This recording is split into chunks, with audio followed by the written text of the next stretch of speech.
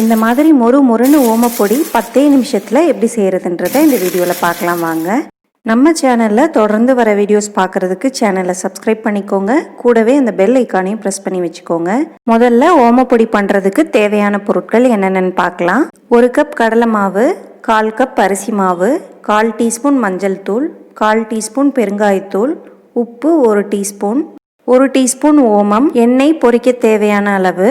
நம்ம எடுத்து வச்சுருந்த 1 டீஸ்பூன் ஓமத்தை ஒரு சின்ன பவுலில் சேர்த்துட்டு கொஞ்சமாக தண்ணி சேர்த்து அரை மணி நேரம் ஊற வச்சுக்கோங்க. மிக்சிங் பவுலில் 1 கப் கடலை மாவு, 1/4 கப் அரிசி மாவு, 1/4 டீஸ்பூன் மஞ்சள் தூள், 1/4 டீஸ்பூன் பெருங்காயத்தூள், 1 டீஸ்பூன் உப்பு சேர்த்துட்டு குழிக்கரண்டியில் கொஞ்சமாக எண்ணெயை சூடு பண்ணி சேர்த்துக்கோங்க.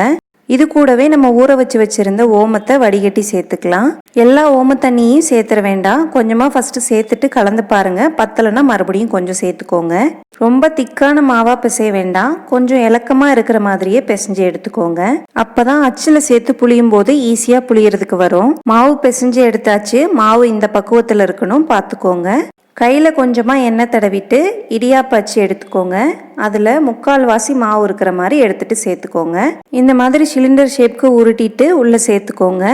அச்சில் ஃபுல்லாக மாவு இருக்கிற மாதிரி வச்சிங்கன்னா புளியறதுக்கு ரொம்ப கஷ்டமாக இருக்கும். அதனால் 1/4 வாசி மாவு இருந்தால் போதும். இப்போ நம்ம எண்ணெயில் புளிஞ்சு விட்டுக்கலாம். வாணலியில் பொரிக்க தேவையான அளவு எண்ணெய் ஊற்றிக்கோங்க. எண்ணெய் சூடானதும் அடுப்பை சிம்மில் வச்சுட்டு மிதமான தீயிலேயே ஓமப்பொடியை புளிஞ்சு விட்டுக்கலாம். இந்த மாதிரி டைரெக்டாக எண்ணெயிலே புளிஞ்சு விட்டுக்கோங்க. ஓமப்பொடி பொரியறதுக்கு ரொம்ப நேரம் ஆகாது. சேர்த்த 1 நிமிஷத்துலேயே பொரிஞ்சு வந்துடும். ஒரு சைடு நல்லா வெந்ததும் இன்னொரு சைடு திருப்பி விட்டுக்கோங்க. இந்த மாதிரி திருப்பி விட்டுட்டு கரண்டியை வச்சு லேசாக இந்த மாதிரி ப்ரெஸ் பண்ணி விடுங்க. சூப்பராக ஓமப்பொடி ரெடி ஆயிடுச்சு. இதை எண்ணெயை வடிச்சிட்டு வெளியில் எடுத்துக்கலாம். இதே மாதிரியே நம்ம ரெடி பண்ணி வச்சிருக்க எல்லா மாவையும் புளிஞ்சு விட்டு பொரிச்சு எடுத்துக்கலாம். மாவு பிசைஞ்சு எடுத்துட்டா 10 நிமிஷத்தில் ரொம்ப ஈஸியாக இந்த ஓமப்பொடியை செஞ்சிடலாம்.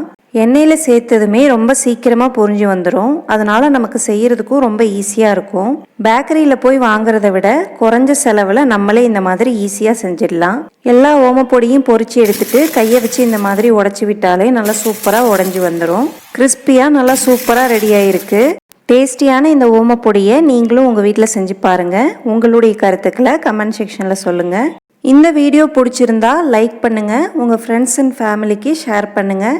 மறக்காமல் நம்ம சேனலை சப்ஸ்கிரைப் பண்ணிக்கோங்க. கூடவே அந்த பெல் ஐக்கானையும் ப்ரெஸ் பண்ணி வச்சுக்கோங்க.